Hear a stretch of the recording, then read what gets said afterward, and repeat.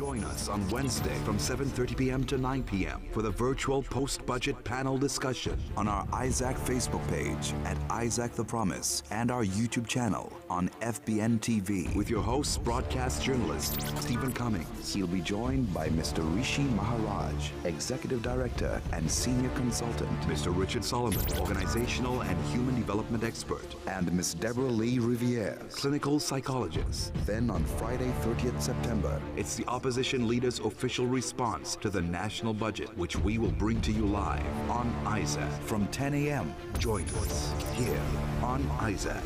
Sponsored by Dominion Appliances and Gift Shop Limited.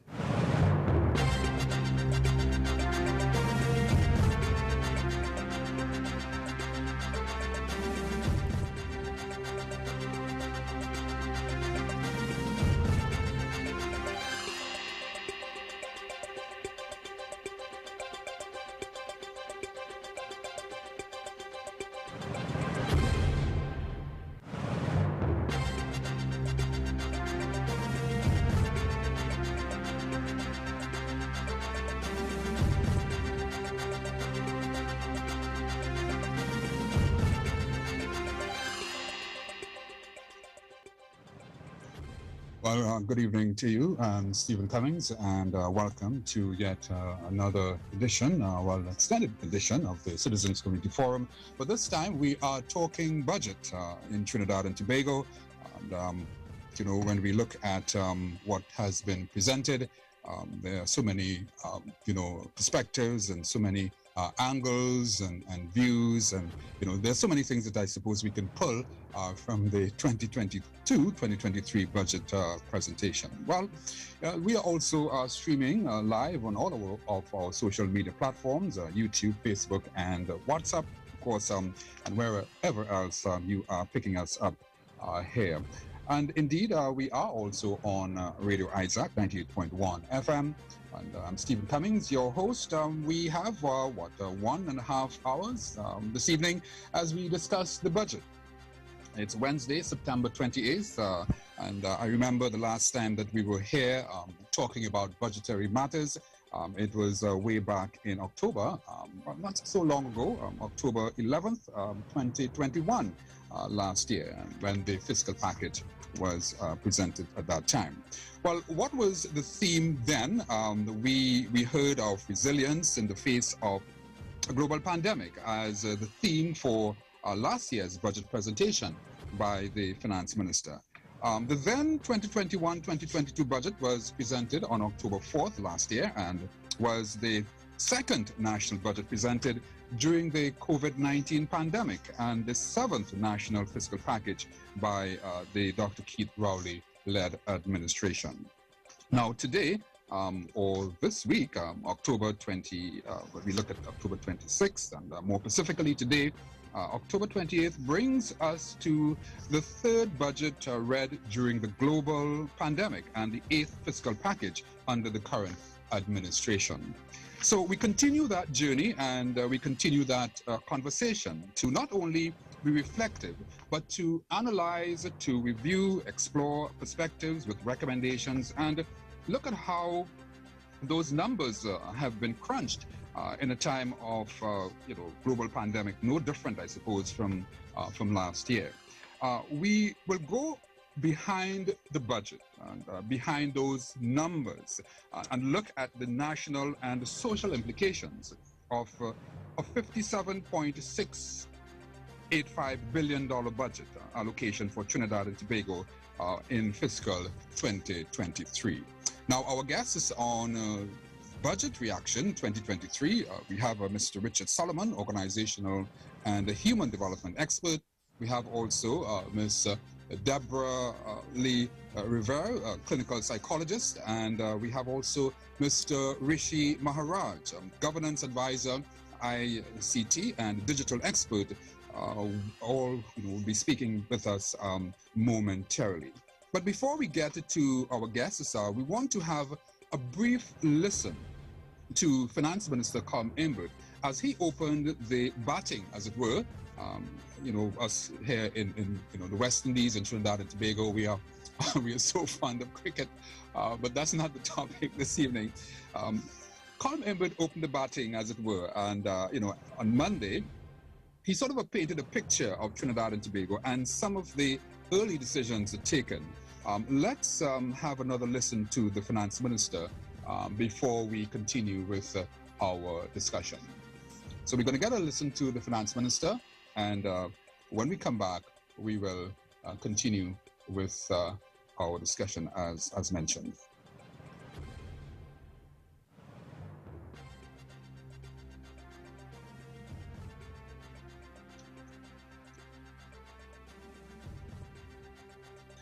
Right, so we're waiting to get that opening speech there by the Finance Minister. We hope that we will have that sooner than later.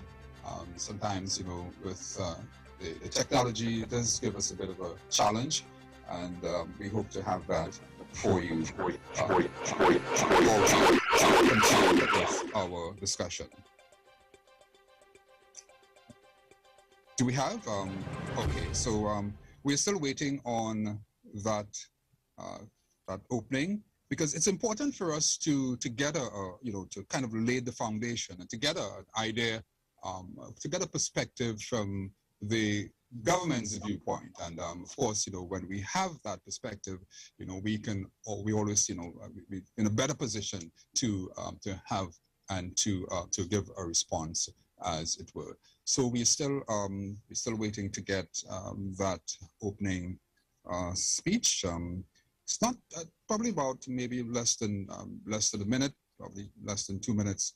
And but as I said, it's important for us to open and to get that perspective. So let's go over now to that opening part of the Finance Minister on much of it was unrealistic, such as the recommendation that we immediately devalue the TT dollar by 33%, making our currency 10 to 1 to the US dollar. We were told if we did not do this, our foreign reserves would evaporate in less than 2 I'm not years. sure that we However, we did not follow that advice. We would need to. And 7 years later, we still have running. US 6.8 billion in reserves, or over 8 months of import cover. For us in the PNM government, Madam Speaker, all a devaluation would have done is to make windfall profits for those who hoard US dollars overseas, create industrial strife with demands for huge wage increases to match the extent of the devaluation, and create hardship for ordinary citizens. It would not have magically created a new source of additional foreign exchange, as some would have us believe. Another impractical recommendation was that we should cut expenditure to match revenue, that is, to 36 billion. And we were told that if we did not do this, we would have to go cap in hand to the IMF as the lender of last resort. We did not follow that advice either. And unlike some of our Caribbean neighbors, we are not and will not be under this government in an IMF program. Indeed, if we had followed those two recommendations, the cost of living would have risen astronomically, and we would have had to retrench thousands of public servants and remove subsidies from all public goods and services, thus putting severe pressure on our citizens and destabilizing our economy. It is important for me to remind people that these were the alternatives to what we have done. So when you judge us, just remember what we chose to do compared to the other options that were available. Right, so there we heard from the Finance Minister, Colin Imbert, and as I said, it's important, for us to get a perspective. We wanted to sort of, delve a little deeper into the discussion this evening. And let me welcome to the program Mr. Richard Solomon, organizational and human development expert. Richard, good evening to you and welcome. Good evening, Stephen, and Thanks for having me. Good evening to all our listeners and viewers. Yeah, you're welcome. And also, Ms. Deborah Lee Riviears, welcome to the program again. Okay, I think you'll have. Good evening. You hear me? Yes, loud and clear. Loud and clear. Good evening, Stephen. Thanks for having me once again. You're welcome. Pleasure to be here. Yes, indeed. And of course, let's welcome Mr. Rishi Maharaj. Rishi, good evening to you and welcome to the program. Thanks for having me, Stephen, and good afternoon to the fellow panelists and to the wider viewing audience. Wonderful. Now that we've gotten the protocols out of the way, we want to sort of get right into the discussion. Let me go back to you, Richard. We've heard, we've seen what, presented on Monday last. Quite a large budget compared to previous years. Now, I remember that within the last 7 years, if we talk about 15 to 16, the largest budget was around 2015, 2016, and it was somewhere in the vicinity of, $63 billion. I want to sort of get a perspective from you, Richard. First of all, what are your initial reactions to this fiscal package? Well, I think it continues the trend that we have seen in recent times with several prices of various goods and services increasing. We have to remember that what the government does is a reflection of what's happening in the wider society. Of course, the government has a much broader responsibility. Quite a mixed bag in terms of the budget. I think there were quite a few positive things in there, although I know many people are saying, okay, it's harder on many people to just survive and make it on a daily basis. But this is a reflection of a global reality that we're dealing with. So there are quite a few positives in there. I mean, I'm sure we could get into some of that as the conversation goes on. Yes, indeed. All right, let me just move to Deborah, your initial reaction. Okay, well, I hear the minister said that for health, the allocation is 6.892, I believe, billion. Yes. However, excuse me. However, there was not much of a breaking down, as normally the case, into what is going where. So I'm still holding out to hear what is going where, what is going to be, for mental health, people's wellness. They're still within COVID. Yes, things are going back to normal to some extent, the new normal. But how is it going to be spent? How are we going to tackle that trickle down into the communities, into getting people the help that they need? So I haven't heard that, but I know there's a really big budget for health. Okay. So I wait. All right. Well, as they say, the devil is always in the details, and I suppose you're one of those waiting, for some more revelation as to what these numbers really mean. And we get back to you in a short bit. And Rishi, we have had, you and I have discussed, matters relative to, governance and, the digital age, what have you. But first of all, before we get into that, your initial reaction to what you heard and what you saw on Monday last.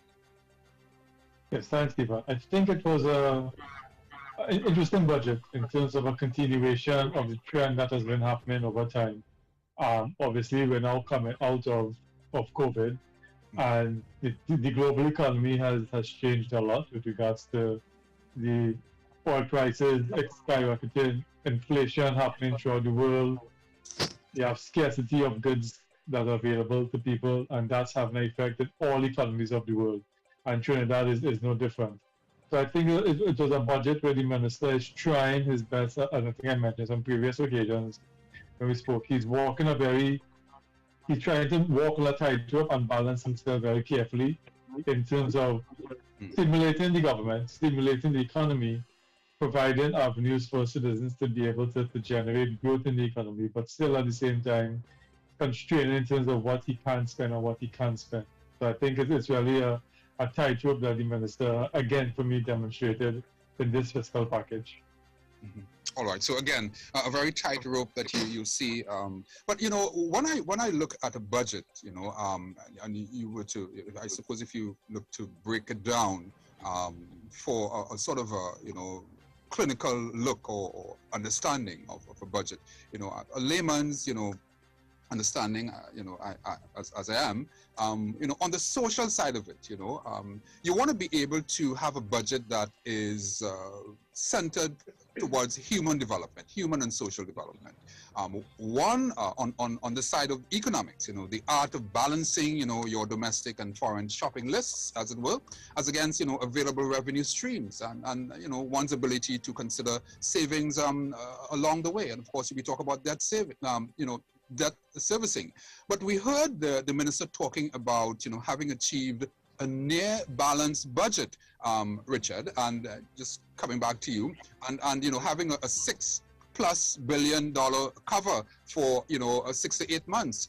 You know, apart from what we have heard, I mean, we hear these numbers and we hear these speeches all the time, year after year. You know, do you think that we be able to, in 2022, be able to have, you know, that kind of, you know, sustainability? We know what has been happening in terms of oil and gas and the fluctuation in the market. Should we be hopeful and you know, expect that at least, you know, we would have some improvement in terms of our reserves, Richard?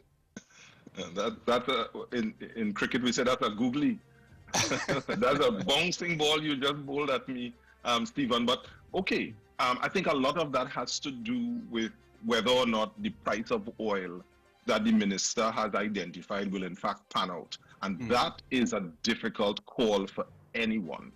I don't envy the minister's position. He pegged it at 92.50.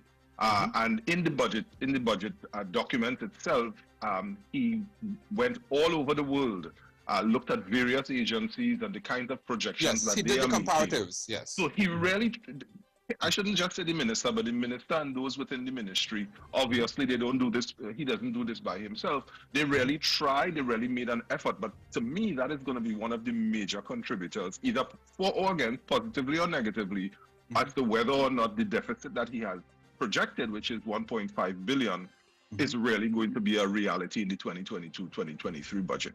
But it's difficult for anyone to call. I mean, I think this morning the price of oil is somewhere in the 70s. Would have shifted again, yes. It would have shifted again, yes. So I think that is going to be a major piece of it. But one of the things, and you mentioned it just a moment ago, that I noted in terms of how he has positioned some of these funds, and just like Deborah was saying, we don't know all the details. Those are still to come out. But over 12% of the budget, just about 12%, has been allocated to education and training. Now, that can be telling. Of course, we don't know how much of it is just recurrent expenditure, right? We do know that the gate funding has been shifted just a little bit. So whereas persons were only getting funding for 1 degree before, which would have included if you had just done an associate degree, now if you had just done an associate, you can still do up to a bachelor's degree, and that will be covered by GATE, of course, subject to the means test. So for me, I'm saying all of that to say, obviously the minister he's trying to do 2 pieces of work at the same time. Some degree of frugality, and I must say this minister is known for that. But on the other hand, there has to be some stimulation of the economy, as well as there are quite a few very important areas that need to be serviced, including education and training, health, as Deborah mentioned, and national security, which is another one that we really must talk about.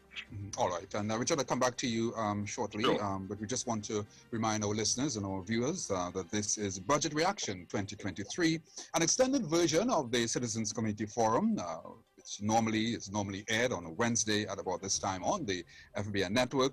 And of course, I'm Stephen Cummings with you in the company of an expert panel virtually as we go behind the budget numbers and look at the national and social implications of this $57.685 billion budget allocation for Trinidad and Tobago in fiscal 2023. And just to remind you again, our guest is on the Budget Reaction 2023, Mr. Richard Solomon, organizational and human development expert. We also have Ms. Deborah Riviears, clinical psychologist, and Mr. Rishi Maharaj, governance advisor, ICT, and digital expert. Rishi, I want to come back to you again, and I know that we, as I said before, you and I have had, lots of, discussion on this whole business of not just governance, but, the area of ICT. Now, I know that the government has had, or has a very, huge agenda where this digitalization of the economy is concerned. We've been talking about e-government, the single electronic window. We've been talking about, kind of getting even the public service up to speed, and that's a discussion we've been having for quite some time. I remember way back in the past years, Gordon Draper, I think he's credited with having moved, that concept of having public service, reform. But again, that obviously would have entailed a bit of digitalization. Richard, are you in terms of the progress of this particular move towards e-government and digitalizing, what we do from the public service viewpoint, are you satisfied with the progress that has been made so far, even focusing on this year's budget? I know you said Rishi and then you said Richard. Richard, exactly. yes. Rishi, I come back to you. All right, yes, great. Rishi. That's when you have two hours and you can't let it Yes. I think yes. I think what came out of this budget, you heard the ministers mention the single economic window. You just mentioned it. Mm-hmm. I think one of the biggest problems that businesses have, obviously, is the whole question. We've heard this mentioned ad infinitum over time. The ease of doing business, ease of being able to register a business, ease of being able to get the certification. I think I saw it today on a panel discussion that was held post-budget. The head of EY Trinidad mentioning the grants that have been available for businesses, the ease of being able to access these grants, to be able to allow businesses to access the grants. Mm-hmm. And all this comes with the whole idea of the government is trying to move digital, which is trying to create platforms to allow people to be able to access these services and do them as easily and as quickly as possible, not cutting on the paperwork, not cutting on the bureaucracy, but making it easy both in the front end and the back end for people to be able to apply for services and get services. I think that still has a lot of work to be done. There's still a lot of lagging that exists in the public service with regards to digitalization. Many people still feel digitalization is that you have a website, you have some forms on the website, and that's it, and you're digital. And it goes beyond that to understand your processes, understand how it operates in the back end, and really streamlining as best as possible to begin to get these things possible. So again, he's mentioned the budget, move towards transforming Trinidad into a digital economy. I know there's a lot of partnership right now between Trinidad and Estonia, because Estonia has done a lot of work on digitalizing their society to make it easier for people to transact and do business. But again, it comes down to the old adage we've heard in previous budgets. It comes down to implementation. And implementation is always the part that we seem to fall down on. In terms of, it's very nice for the minister to come up and speak these nice words. I know the technocrats work very hard in crafting the budget speech. Okay. And in the debate, you're going to hear people come out and make more things. But again, it comes back to you need to now do what you say you're going to do. And implementation, I think, is the biggest bugbear everyone has. All right. Indeed. We just want to remind our listeners again that this is Budget Reaction 2023, an extended version of the Citizens Committee Forum. I'm Stephen Cummings. What we'll do at the moment, we will take a short break and we come right back.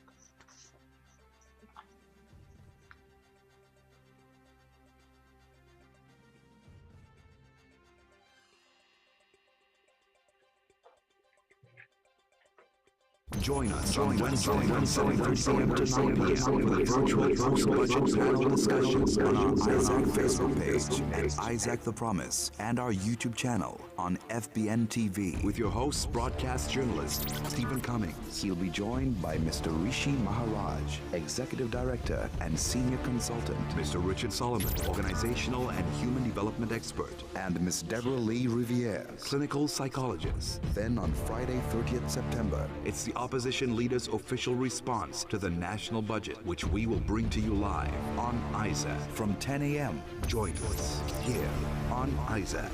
Sponsored by Dominion Appliances and Gift Shop Limited. Wednesday from 7:30 p.m. for our live 2022-2023 post-budget panel discussion right here on the FBN network and Isaac 98.1 FM. It's Budget Reaction 2023. We will have an expert panel who will analyze and discuss the national and social implications in relation to the national budget. We will lead a panel of experts this Wednesday for 1.5 hours of deep discussion on the Finance Minister's 2023 fiscal package. It's Budget Reaction 2023 this Wednesday on the FBN network. Join us then. Sponsored by Dominion Appliances and Gift Shop Limited. And welcome back to the discussion, Budget Reaction 2023 on Isaac 98.1 FM as well as our FBN network. We're streaming on all of our social media platforms, and we have an expert panel with us as we discuss, as we drill down, as we go behind the numbers. We heard of, that 57 plus billion dollar package, financial package presented by the finance minister on last Monday. And we want to sort of, as I said, we're looking at the national and the social implications of this. And I want to sort of go now to Ms. Riviears. Deborah, when we hear of a budget, or whenever a budget is presented, as I said before, it's really about, in my view, it's really about it's supposed to be about human development, human and social development. How can you advance, a society? And there's a particular part where it talks about, the psyche of the nation as well. When you hear these numbers and you don't see a trickle down effect at the pumps, for example, we're talking about the increase in prices. You go to the grocery, your traveling expenses go up. What does this do for the psyche of a nation? Now, apart from open what we call civil disobedience, and we don't want to talk about the 1970s and the 1990 revolution, but apart from those which are stark realities, what else in your view does it do to the psyche of a people? Okay, thank you, Stephen. Now, as you say, the development, when you look at development, you're looking at community, you're looking at society. And for government to take care of its communities and its society, it has to do so in the good times and in the bad times. Mm-hmm. And each individual human being must believe that they matter. Now, we speak about psyche, and we can look at the psychosocial effects of the budget on the citizens of Trinidad and Tobago. When we look at psychosocial, we look at the psychological and the social effects, and the dimension, how they relate to each other. You are looking at persons, as you said, the pump. When people go to the fuel station, excuse me, there's an increase in cost. What does that do to a person's psychological processes, their feelings, their reactions? What does it do to their social? Now, people who maintain good psychosocial health should be people who are able to, work well with others, have relatively high self-esteem, take care of themselves, have empathy for others, those sorts of things, have strong support systems. Is a budget like this going to impact on this and people taking care of themselves? How, if they're losing their job, if there's an increase in gas prices, if the students are failing at schools, both at primary or secondary, if mothers, pregnant mothers, maybe get in trouble if they're losing their babies, if they're having miscarriages, how are they dealing with that? All of these are things that impact on the citizens of Trinidad and Tobago. So, what is the response? How do people respond to things like this? We're looking at it from a mental perspective, mental health, emotional health, social health, and spiritual health. Critical as well. So, a person can either, let's say they have lost their job. So the choices could be, should I search for a new job? Could I become sad and depressed, blame myself? Would I go and curse out my employer? Would I seek assistance from a professional? Would I start to, self-harm, become suicidal, substance use? You see the choices. And Yes. these choices reflect on how the person's psychological and their social interrelate, their community networks, their family values, the support systems, the feelings, and all what's going on in the nation at any given time. So it is critical, very critical. Just like physical health is critical, a person's mental health and wellness must be taken into consideration. Mhm. Because if they are not well mentally and not well physically, what type of citizen or how productive can they be in the workplace?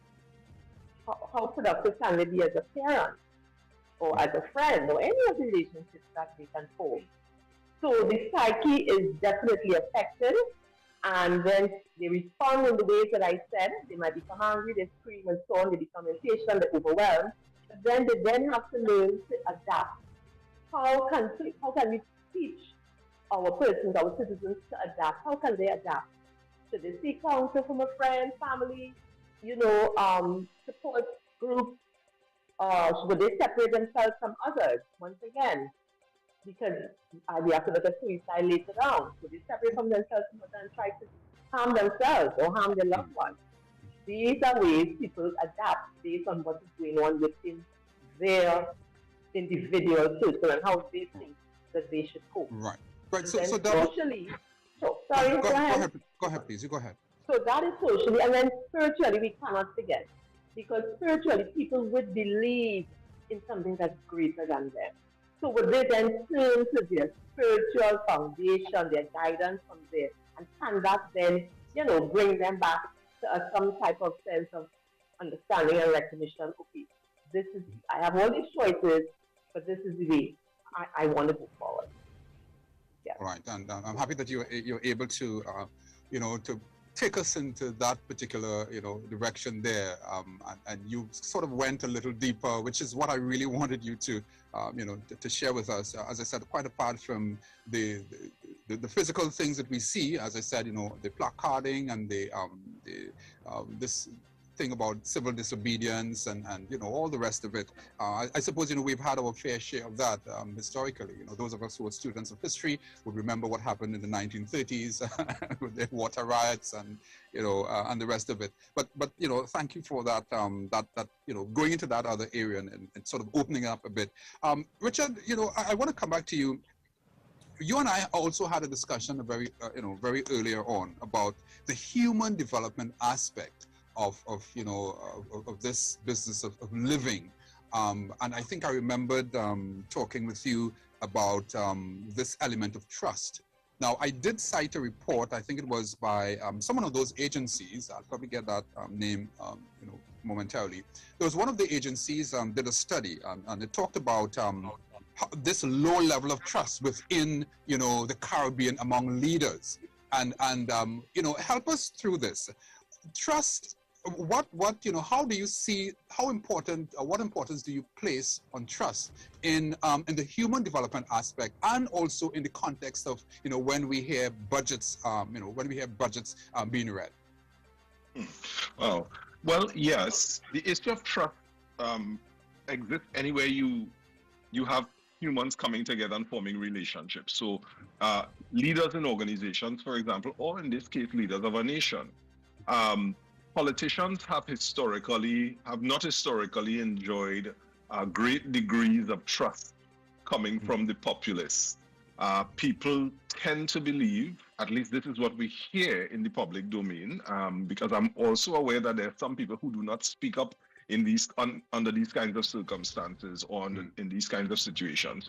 But we do hear people saying that these budgets are written in a particular way. They are designed to disadvantage certain groups of the population. Yeah. And of course, I am not expressing a view on the matter, but when people feel that way, whether that was the intention or not, a person's reality is just that. It is their reality. Whatever they perceive is real for them. And so if there is that kind of belief system, not much trust in the leadership, then people are not inclined to follow the guidance. People are not inclined to support the direction that the government in this case is saying that it wants to take the nation.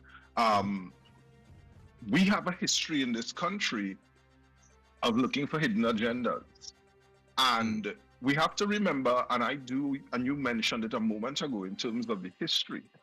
Our history is such that we have come out of a very painful recent past.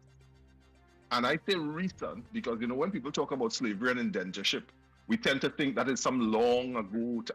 I tell people my mother was 3 generations removed from slavery, right? 3 generations. So her mother before her, and her mother before her, given the timelines, more than likely. So that's what?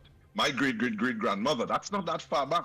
When we know several generations, and I'm sure Deborah Lee could probably tell us how many generations sit on our shoulders and inform us about what is the reality. Now, why am I raising slavery? And of course, indentureship, right? Well, the truth is that where did the power structure in the society end up? We see it as going to government, captains of industry. And I say we, meaning the collective we, not any specific individual here.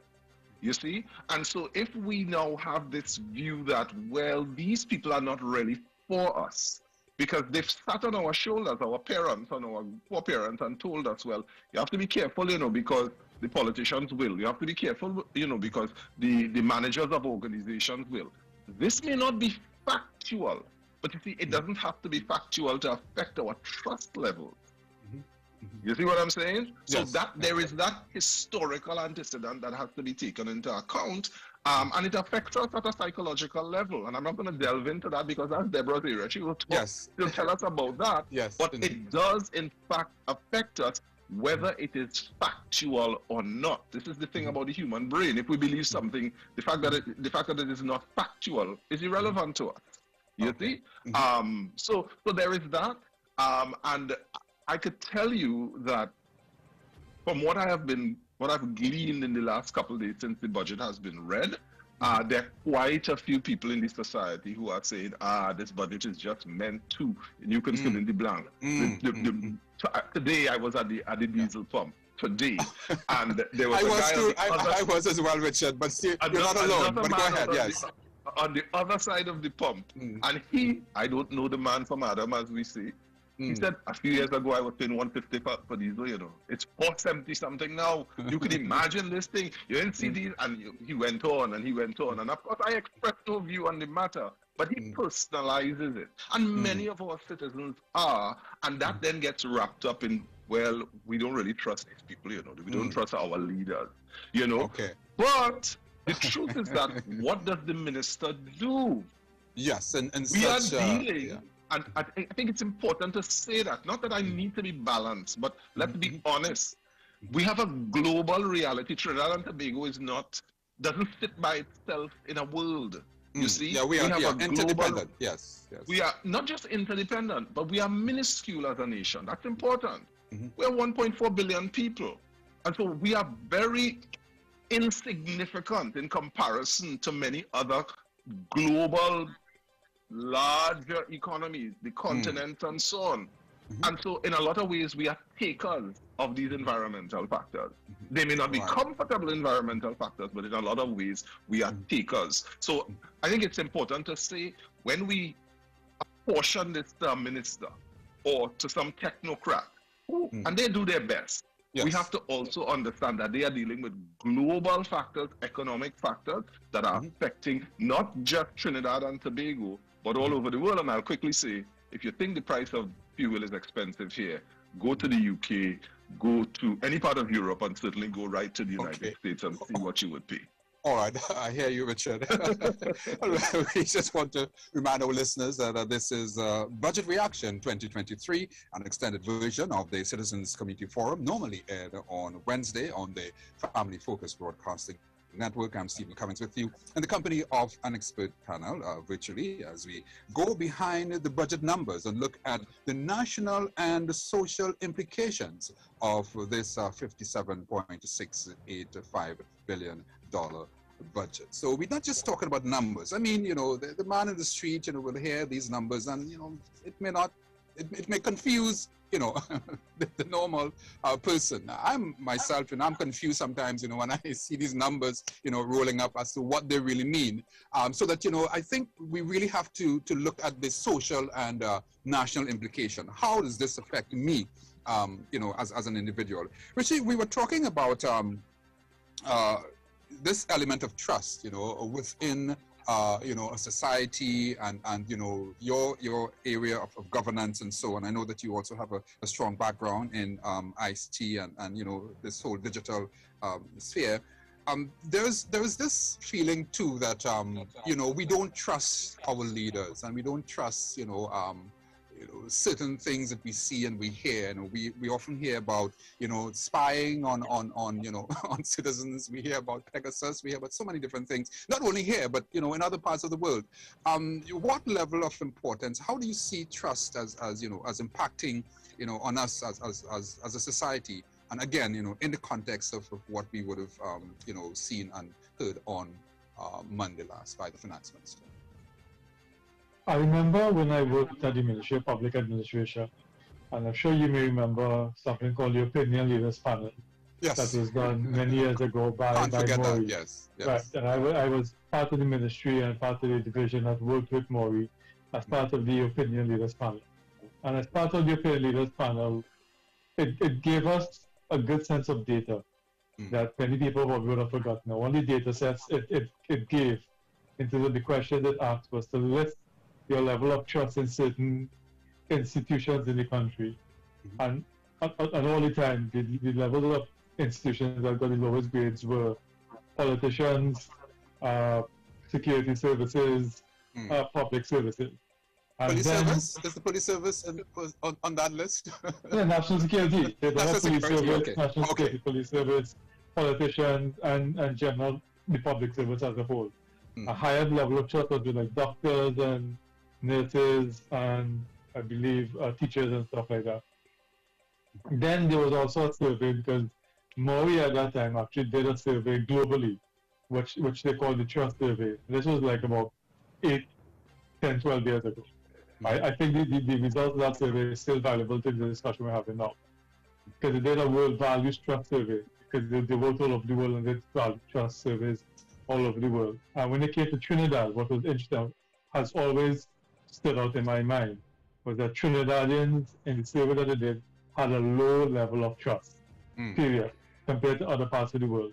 So, and going to what Richard just said, I mean, again, a lot of these things are contextual based on people's personal ideas of what the reality is. It's always a us versus them kind of scenario, in that it's always the small man versus, the big fish, the big financiers of the parties and stuff like that. Budget is designed for them, for business and them to make more profit, and they're making more profit at the expense of everyone else. And that's a reality that some people face, that, this is a level of trust in government and governance on the whole, I think, has fallen sharply. Not only in Trinidad, but I think worldwide, we've seen a high level of trust hitting these governance institutions. But the stark reality is, and Richard alluded to it, is that for me, I've made the statement many times to other people that for many years we've lived in a bubble of oil and gas giving us a certain level of comfort and a certain level of living, where we enjoyed low gas prices, we enjoyed certain services for free of limited cost.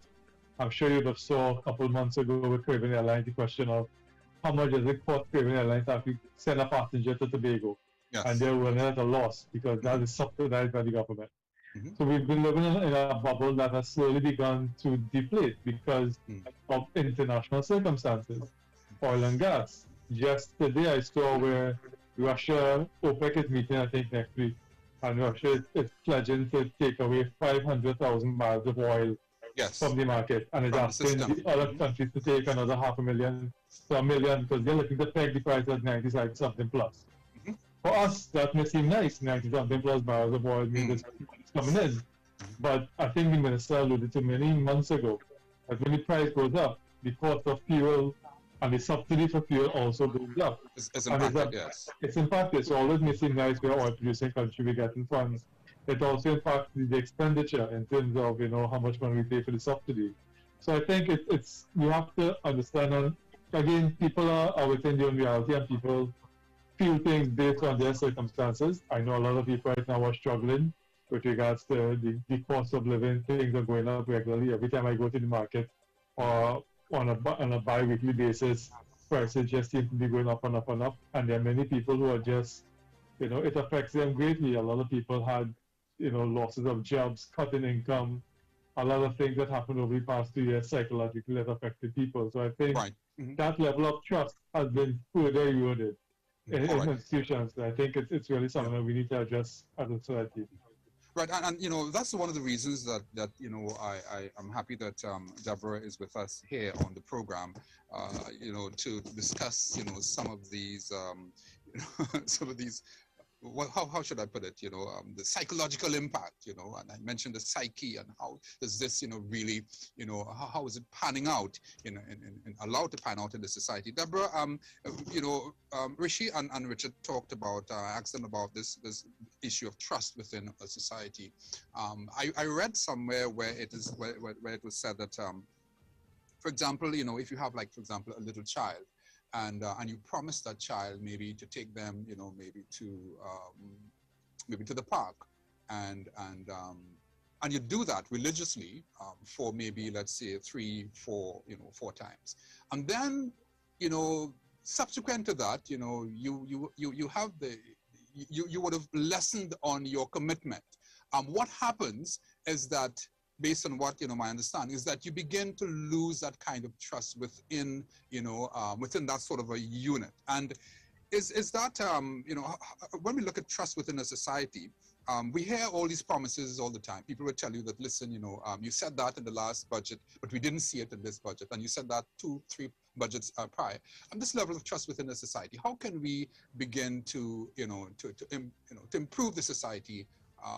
Based on what we have, I suppose what evidence have shown.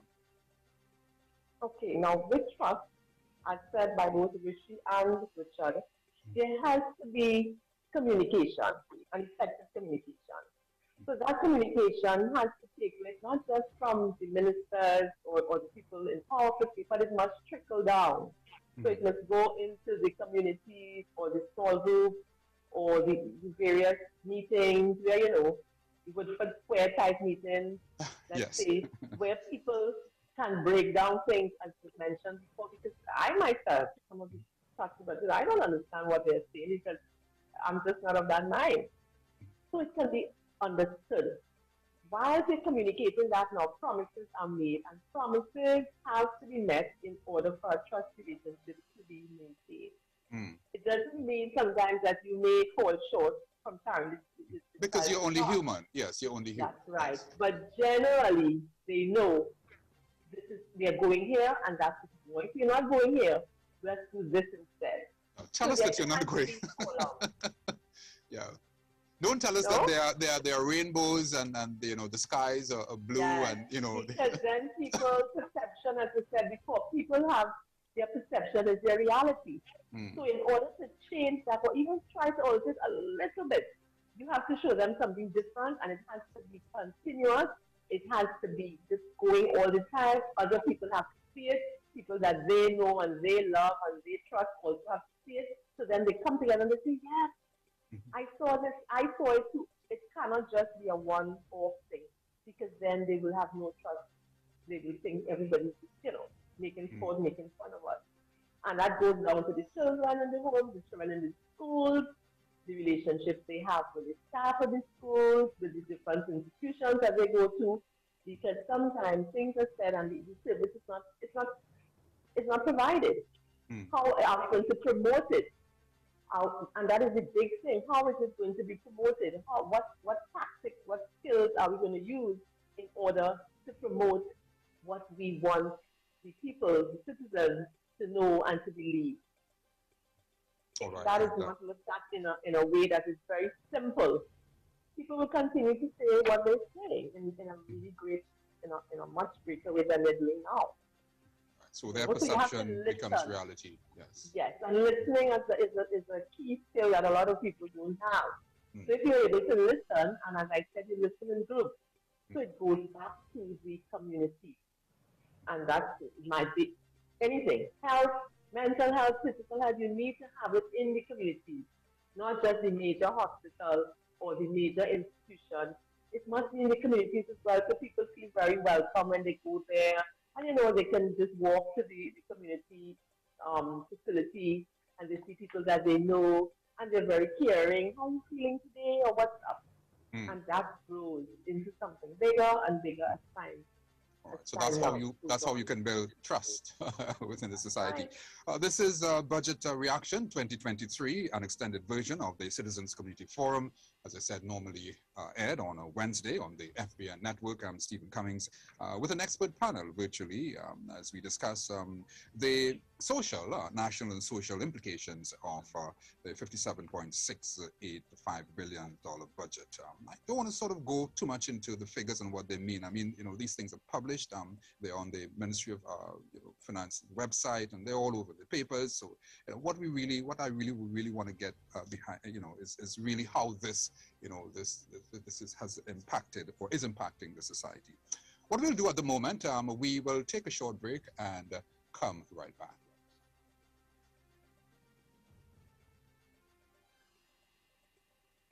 Join us on Wednesday from 7:30 p.m. to 9 p.m. for the virtual post-budget panel discussion on our Isaac Facebook page at Isaac the Promise and our YouTube channel on FBN TV with your host, broadcast journalist Stephen Cummings. He'll be joined by Mr. Rishi Maharaj, Executive Director and Senior Consultant, Mr. Richard Solomon, Organizational and Human Development Expert, and Ms. Deborah Riviears, Clinical Psychologist. Then on Friday, 30th September, it's the opposition leader's official response to the national budget, which we will bring to you live on Isaac from 10 a.m. Join us here on Isaac. Sponsored by Dominion Appliances and Gift Shop Limited. Tune in this Wednesday from 7:30 p.m. for our live 2022-2023 post-budget panel discussion right here on the FBN network and Isaac 98.1 FM. It's Budget Reaction 2023. We will have an expert panel who will analyze and discuss the national and social implications in relation to the national budget. We will lead a panel of experts this Wednesday for 1.5 hours of deep discussion on the Finance Minister's 2023 fiscal package. It's Budget Reaction 2023 this Wednesday on the FBN network. Join us then. Sponsored by Dominion Appliances and Gift Shop welcome Limited. Welcome back to the Citizens Community Forum, an extended version of our program as we look at the budget or theme Budget Reaction 2023. I'm Stephen Cummings, and we want to just continue our discussion. When we look at what would have presented again on Monday, and I want to sort of move over to bring Richard back into the discussion, because I know that part of your area background is dealing with organization and their development, and that what I would call that enabling sector or enabling sectors. We would have heard a lot of I suppose what we may have heard before, but just to get you in on this, Richard, we heard of measures again, to center towards the ease of doing business. The minister mentioned the Exim Bank, the Forex, window facilities, the small and medium enterprise sector, what was happening there. He mentioned a bit about, tourism and culture.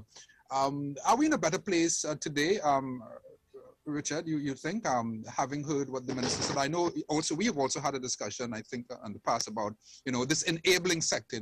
What can we do to really, ease and to get into improving the ease of doing business in Trinidad and Tobago? Well, let me take the first part of the question. Are we in a better position? I would say not yet, both as a user and also being mindful of the statistics that have been published over the last several years.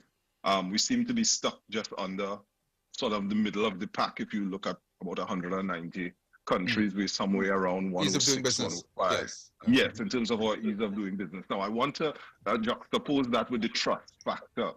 We've heard this said by various ministers, things of this nature, that we need to improve the ease of doing business. Not just the finance minister, but other ministers as well. But we haven't seen the needle move in a positive direction. It's still very difficult. Now, in all fairness, one of the things I have lamented was the fact that, for example, we file our taxes online, but we have to go into the office to pay them. somebody has to walk with a check or something of that nature. Let me just go to something very simple. Everybody has, well, not everyone, but most people do that in some way. And certainly if you have a business, then you're required to do some level of filing for your taxes, right?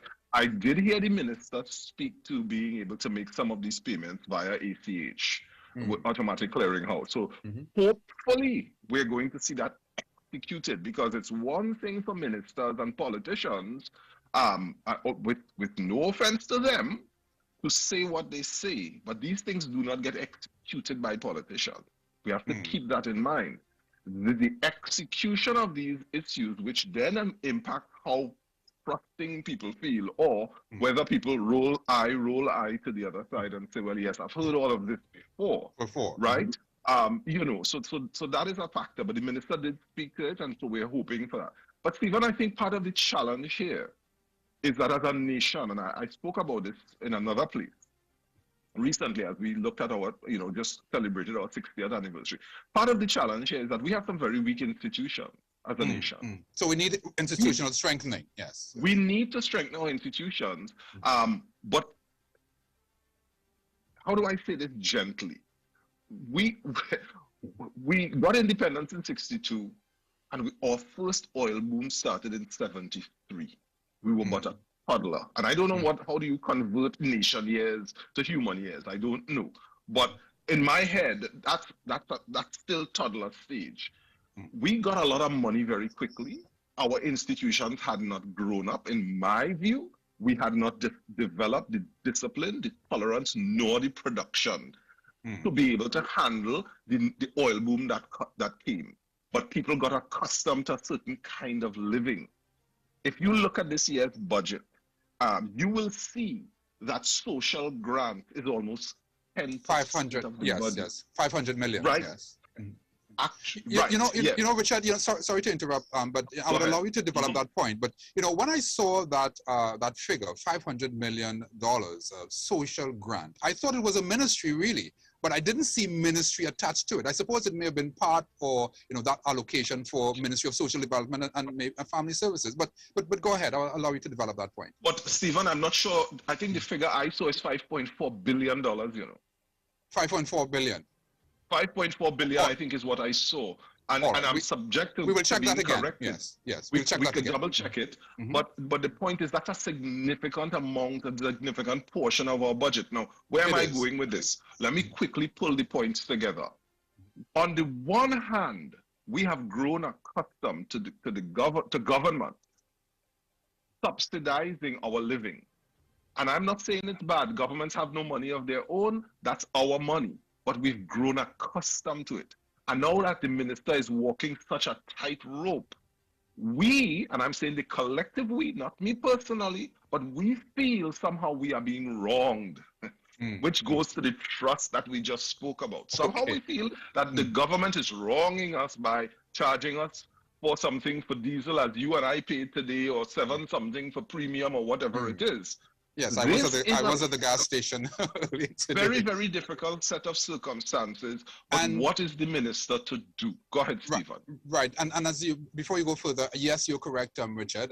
In fact, social grants, $5.453 billion. Which is almost 10% of the budget. Precisely. I thought it was because if you look at the allocation, you're seeing actually. Education and training, 7.45 billion, health, 6.892, national security, 5.798, social grants, 5.453, and of course we have works and transport, public utilities, etc., etc. But again, it's quite a lot of money, Richard. It is a significant amount of money. It's fourth in descending order. You realize that. The other thing that we should also note. Is that we don't print money. I mean, yes, we print TT dollars, but we buy everything in some other currency, mainly US dollars. Unlike the United States, people say the United States has a lot of debt. They have no debt. They can just print money to pay off all their debt. It's in their own currency. Very different thing when you have to earn the currency, which is what we have to do, right? I was just in St. Martin, and the gentleman who drove me to the airport. He said he's retired, and I said, retired from where? And he said, well, I have always been a taxi driver. I said, so you're getting retirement money now? He said, well, yeah, I get a little thing because I work for a company here, but most people don't get that. Hold on, follow me on this. We in Trinidad and Tobago have something called an old age pension. That kicks in when you get to a certain age, right? And I know of elderly people, or some of them don't like you to call them elderly, but who have been waiting. They've just been counting the years, so they get to that point where a check comes. But I said that this is not normal, Stephen. But Richard, the goalpost has been, well, there are attempts to move the goalposts, with moving the retirement age to, anyway, but, go ahead. I will allow you to depend on that point. But even so, even if we move the retirement age and therefore we move up or move further down, whatever you call it, the pensionable age, the point is we have to dip into our coffers now.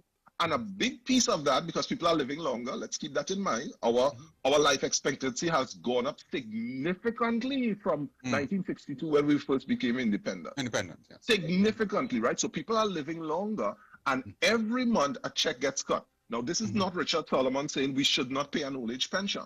I am expressing no views on the matter. I'm simply saying we have to be mindful that as a nation, that money has to come from somewhere. And as we become more and more exposed to the outer world, that's what's happening now, Price of oil and gas has gone up. Indeed. Right? Cost of living has gone up. My children went to the grocery. I have adult children. They went to the grocery yesterday. And they are complaining. Now, they're not spending their own money, but they are complaining and saying, Daddy, this budget here, this thing ain't working, look at what's going on. And they're showing me. Yeah, the math's not matching, as the young people say. Right? Okay. Let me finish this, Stephen. So the minister continues to walk a tightrope. And I am not sure how we're going to figure this out, because, as I've said before, no man is an island. Trinidad and Tobago, well, we are islands, but we don't stand on our own. All right, Deborah, we're part of a global reality. Go ahead. Yes, let me bring you back in here, Deborah. And again, looking at the socio, the psychological aspect of it, how this, continues to impact on us here in Trinidad and Tobago and as a society. But, further to that, Deborah, I know that you have worked and probably you still continue to work with young people as well, all, trying to, get a sort of a better mindset and to be able to point them in a particular direction.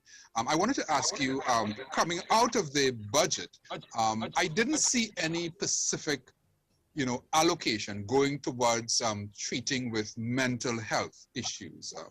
I know that we've been talking about, is it a $200 million ex gratia payment going to the nurses? Well, maybe on the health sector, but not specifically, drilling down on dealing with mental health issues. And of course, we can talk about, the differently abled and people who are not so endowed in terms of, their physical movement and so on. You obviously, I get the sense that that you're not satisfied with, I suppose not much focus, being placed on mental health. Help us, help us. It never does. It's never placed on mental health because people just don't think it's that important. Because of stigma, discrimination, you don't really see it, or you put them somewhere where you don't have to deal with them. But we are recognizing, just as Richard said, with the institutions, if the money, whatever is allocated to the different ministries or so, it has to trickle down into human resources, meaning more staff. You're asking me about young people, teenagers, and younger children as well. They are faced with issues, mental health issues as well. Remember, our young people, these students, are out of school for an extended period of time. Yes, 2 years plus. That created a whole host of problems. Education-wise, social-wise, psychological-wise, mentally, they were in a mess. And it would be really nice if they can get the assistance, that is, say, from the Ministry of Education. They have a student support division. Services division, yes. But are they getting it? I read some time ago, a couple of senators were talking, and they said that there were 328 vacancies in the Ministry of Student Support Services Division. 127 social workers vacancies and 24 psychologists. So if they don't have the staff to deal with the issues in the school, and when you go to the Ministry of Health now, and there is no trickle down, because once again, yes, there are some there's a couple wellness centers, I'm not saying no, but is it enough? Is enough being done? No, it is not. Because we have heard time and time again, the minister has said, and other persons in the ministry as well, yes, we are going to be working on this. We recognize that you can't just go to the institutions, it has to trickle into the communities. We have to look at the mental health policy, we have to look at the child mental health policy, we have to, but it's just, I don't see it. I don't see it happening. So what needs to be done, what is critical, and we are saying this over and over, is that staffing for children, adolescents, teenagers, mental health units in every regional center, health center, or health authority, I should say, not health center. Every regional health authority. Can that not be done? Yes. I know that the people who are qualified and will be more than willing to pick up the job. This is critical so that you can then identify illnesses at an early age. So it doesn't have to go into something where you then can't deal with it. It becomes much huger, much bigger. In the absence of that, then you need to have it now in the schools because children all go to schools. So therefore, there must be counselors, social workers, psychologists. In addition to that, then you will train the teachers. When I say train, certain things, psychological first aid, different things, so that they then can administer certain type of treatment before the person is then passed on to the professional to deal with it. The reason I'm saying that is because it's expensive for people to go privately to see, therapists, psychologists, psychiatrists.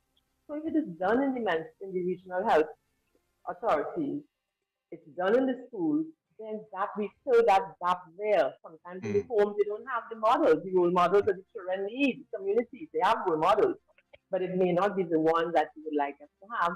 So therefore they slip. And when they slip, there's no one to pick them up. So we must recognize, once again, we have to say the same thing over and over. Mental health needs to be destigmatized and prioritized. It's nice to say, and people look at it when it's Mental Health Month and Suicide Awareness Month and these type of things, but it must be adequate funding and research. And then you include the persons who are also living with mental health, because sometimes they now can be part of the whole program so that they can tell their experiences, and then you have the whole research that is informed from the, from these people lived experiences. That is critical. Access is also critical. People, schools, the caregivers, in communities, and I'm speaking communities because that is what the minister would have said. Yes. Community mental health. But I don't know. I hope that it's done, we can hope. And I am an optimist, so I think it may happen. I really think it may happen, and we wait to see it happen. I wanted to speak a little bit on suicide, but I don't know if you want to go ahead and speak a bit. What we'll do, we'll come back. Yes, we'll come back on that particular point because I actually noted that, I don't know if you had a peek of my notes, but I wanted to you address for you to address that. But I'll come back to you shortly. Rishi, I want to sort of bring you back in here in the discussion, and again, specifically looking at within your area of speciality, as I said, the area of governance, and so this business of looking at the area of national security, because I know that has a sort of close alignment to, the kinds of ICT and platform and framework that we've been talking about. And I'm seeing here where the Ministry of National Security, again, got 5.79 billion to continue, its work. But, sometimes when we think about these numbers and these figures, and we look at them, sometimes we don't really get an understanding of exactly where, what the allocation is really about. Where is it going? There seems to be, again, this lack of transparency And I know that, you are also heavy on the business of transparency as well. Are you satisfied with what, we hear every year? Yes, we have 5 point something going towards national security, but we don't really, it's not really spelled out to us exactly, well, this is going here, that is going there. Yeah, I think that the one thing the government is not good at doing is disseminating figures. So you mentioned earlier that national security got how much? 5 point something billion. It's 5.4. No, sorry, 5.798 billion. Right, and probably one of the biggest allocations to the budget. Yes. Now, this is the reality. I mean, I can't give you exactly, but based on my years of working in public service, 60% of that goes to the current expenditure, right off the bat. So you take 60% of that. Wages and salaries. Wages and salaries. That's wages, salaries, upkeep, recurrent expenditure. So that's 60% of the books has gone to recurrent expenditure. That we do with significant less than required. So people and people play with these numbers, and the media plays with numbers, and they say, "Oh, the opposition will play with these numbers." So they got 5 point something billion. In reality, yes, they got 5 point something billion, but the reality is that 5 point something billion boils down to maybe about a 1 point something or 2 point something billion dollars to do everything else. The rest of it goes to the current expenditure. Actually, the bulk of the budget goes to the current expenditure to begin with. And then everything goes to capital programs, development programs. And we've been talking about this whole question of national security for a long time. And, many people think and puts the emphasis on the police. But I'm sure Deborah would agree with me when I say national security must be looked at holistically, that you need to look at it at different levels. Yes, there's a crime prevention method in which you deal with it from a national security, the police, and different avenues, but you also need to look at it from other aspects in terms of the community, in terms of way of getting, you have a problem now with youths getting into crime, and with COVID, I'm sure that has been exacerbated because of circumstances. How do we get the youths away from crime? Is that a national security job, or is that the Ministry of Youth Development job, working with the Ministry of Sport, working with the other ministries? So the problem is that we always look at these things in silos, and that we think it's the Minister of National Security, it's the police, it's the defense force, that's their job. In reality, they have a certain job to do with regards to security. But in terms of crime prevention and preventing people from going into crime, that's a different avenue. You need to look at it from a community level in terms of the aspects and the programs. And that's where I'm hoping, because following the opposition's response to the budget on Friday, the debate begins. And in the debate is when each minister will now have to defend their budget and drill down. And that's when we get the devil's in the details. When there will be questions as to why allocations for this, why was this allocation less than the other? And what did you do with the last allocation?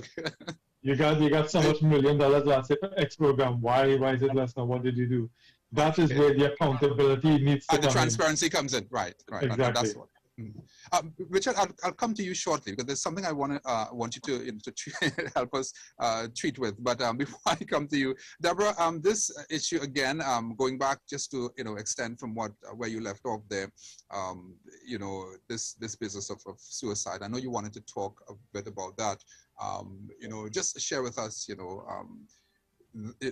dealing with that. I know that in a time of a global pandemic, and especially when you have what would we call the new normal? Some people talking about the next normal.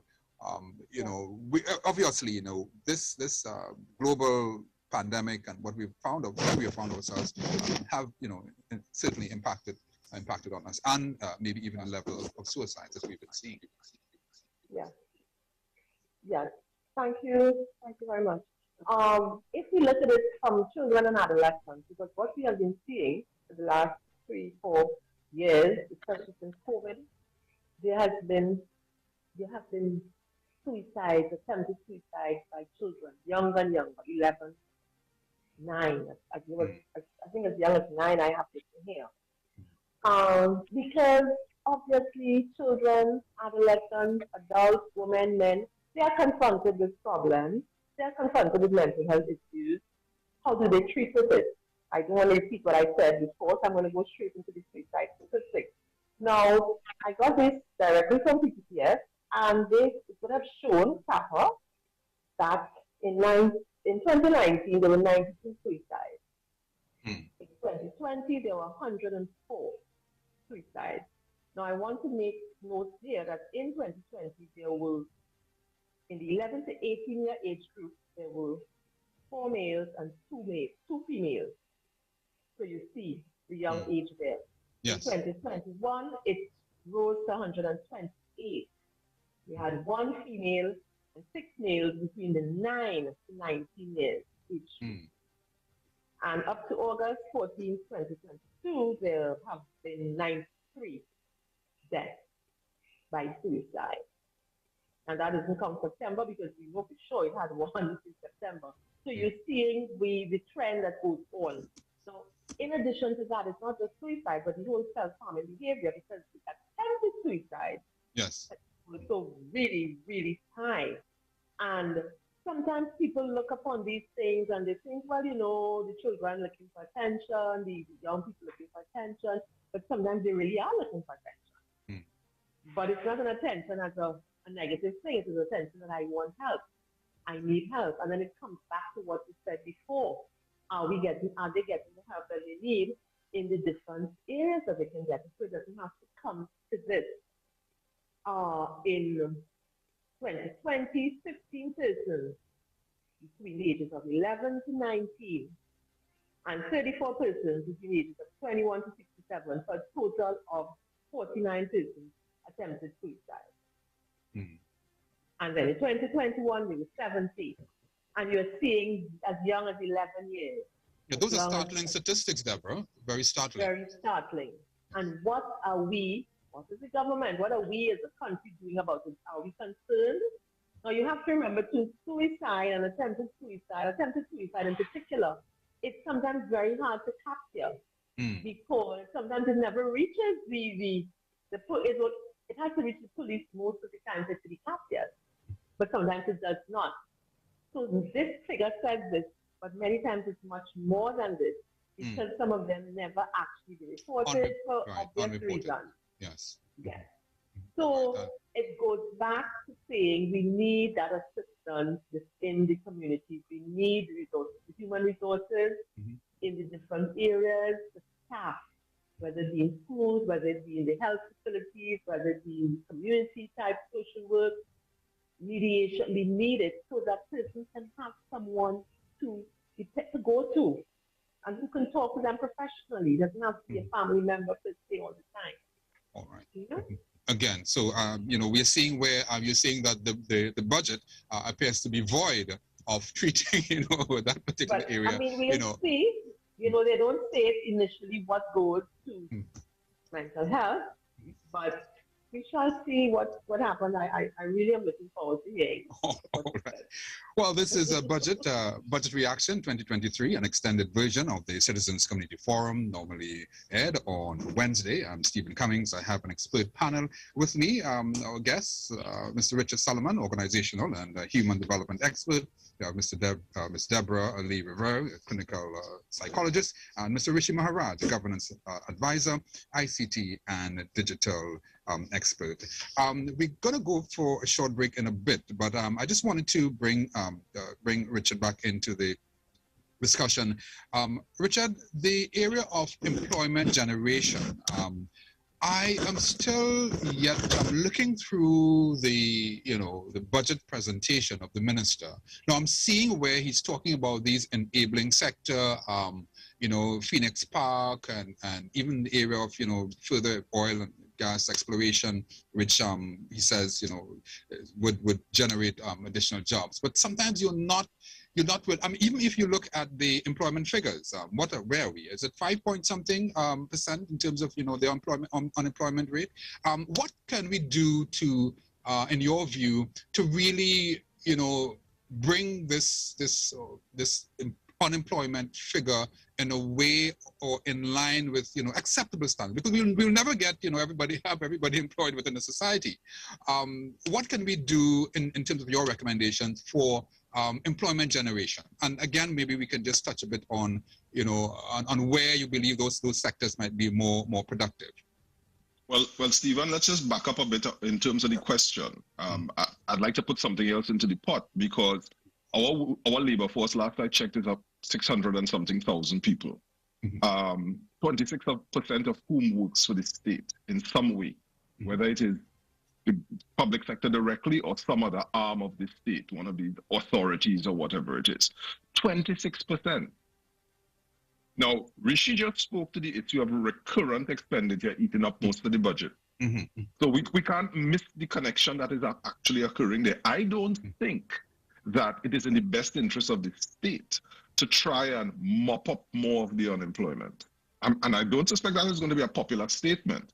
I think the state should be trying to be a prime mover or to get other parts of the economy moving so that they can do the employment. More of an enabler. Thank you for the facilitator. Kind of, Right.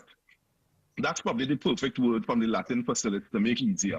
So to make so that these other industries, other parts of the economy can do the employment. The state is already carrying 26% of the labor force. Now, if you take that and you add to the fact that the CPO has said 4% and no more, the minister said it. That's another discussion, Richard, but go ahead, please. But we can't separate those issues, Stephen. Because you see, if we now say the state, we say, okay, we had 5.31% is the last number I saw, right? If we say the state should mop up some more of that remaining 5-point-something%. Keep in mind that the ILO said it, once you're under 5%, you have zero unemployment because you have lots of jobs that are open, right? Always in the economy, even right now.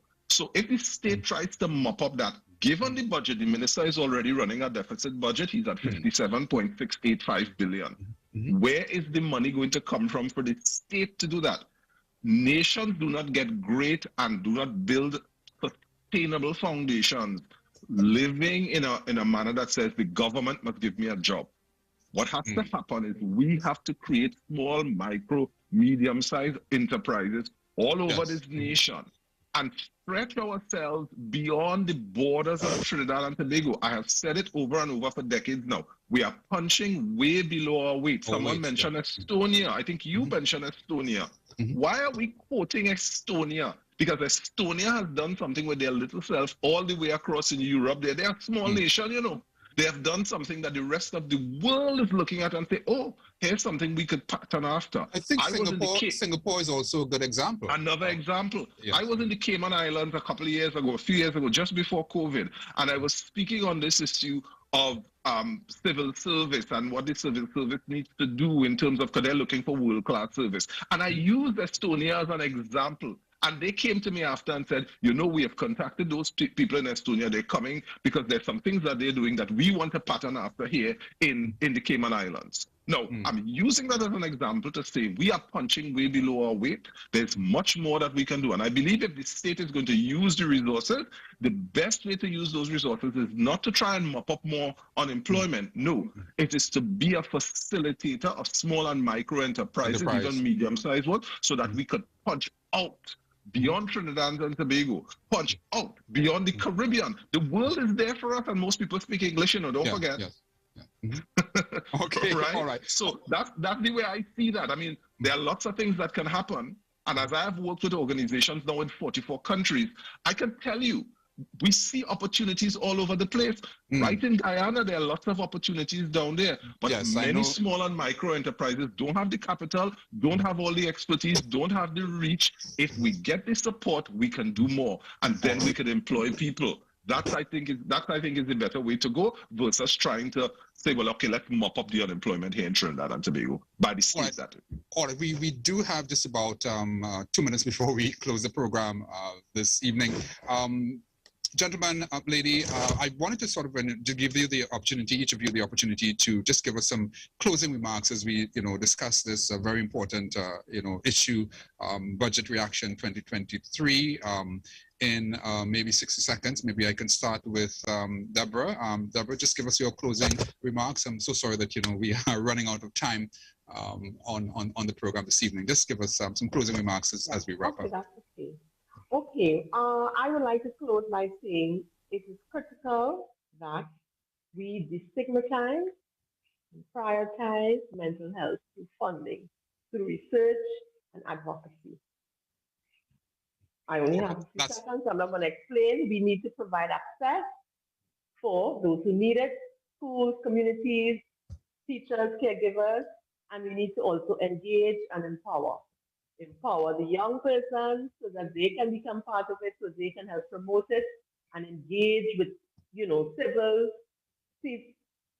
faith-based, all the different players so that they can all become part of it. And then it becomes something that is really natural and it's understood a lot better. Thank you. Rishi, some closing remarks? So my closing remarks is I think, yes, there are challenging times ahead, but as always in challenging times, there's opportunity. And the opportunity exists there not only for the government, but for the private sector and for individuals like Richard said, to expand and look beyond just the geographic borders of Trinidad and Tobago. So while it's challenging for the government moving forward, I think it's time for us as a population to take the blinders off our eyes, realize where we are in the world economy, and look, because there's always opportunity out there for us to be able to expand and grow. And as we grow as businesses in the economy, as people grow, so too will the economy and the country grow and develop better. All right. Richard, you have the last word. 30 seconds? Can you make it in 30 seconds? I doubt it, but I'll try. The World Economic Forum has told us our market size is too small. It's not our market, but the markets that we are working within and how we are affecting those markets. So that's one. I think if small and micro and medium-sized enterprises get the support from the state sector, because we're a small nation, that is certainly going to help. We need to drive the ease of doing business. That number, it needs to be easier for us to open companies, to register, to file, to do the taxes and all those pieces. And while this may not sound like a business issue, our health, I know we've put a lot of money into healthcare, $6.892 billion. Yes.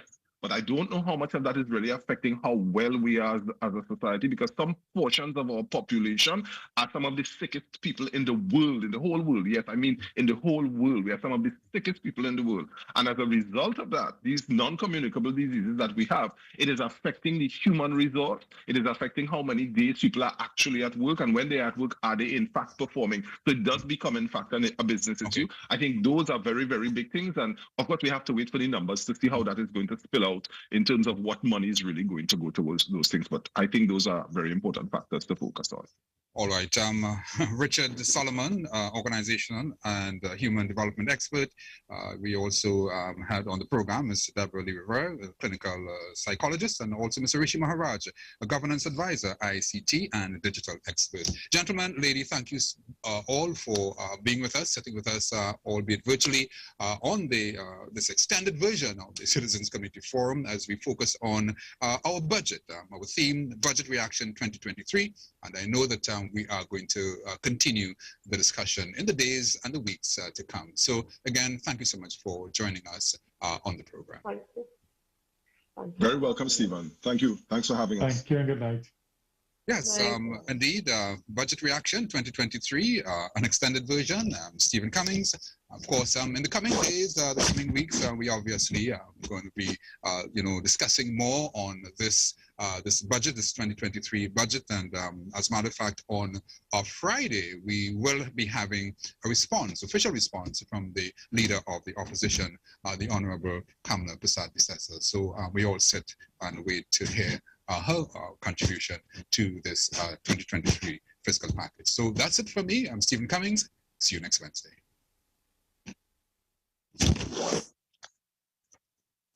Join us on Wednesday from 7:30 p.m. to 9 p.m. for the virtual post-budget panel discussion on our Isaac Facebook page at Isaac the Promise and our YouTube channel on FBN TV with your host, broadcast journalist Stephen Cummings. He'll be joined by Mr. Rishi Maharaj, Executive Director and Senior Consultant, Mr. Richard Solomon, Organizational and Human Development Expert, and Ms. Deborah Riviears, Clinical Psychologist. Then on Friday, 30th September, it's the opposition leader's official response to the national budget, which we will bring to you live on Isaac from 10 a.m. Join us here on Isaac.